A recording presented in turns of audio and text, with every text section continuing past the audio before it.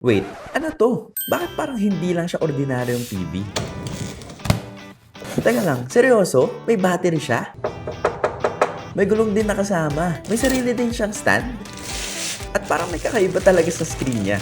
In fairness, plug and play lang sa pagkabit ng bawat parts. Walang hassle at walang technical headache. Pag turn on ko, ayun, ready na agad. So far, ito yung na-discover ko. Touchscreen siya, may built-in camera at speakers, parang phone lang kung gamitin. Pero ito yung difference. Iisang device lang to, pero pwede siya sa lahat. Maraming ports na pwedeng pagpilian, pang games at movies. Meron ding productivity at learning apps. May kiosk at registration screen din. No more switching devices. Saan man ako pumunta. Actually, dito ko lang to na-discover sa Facebook nila. Kung curious ka rin, message mo lang sila dito or visit their website at smarthaven.ph to learn more.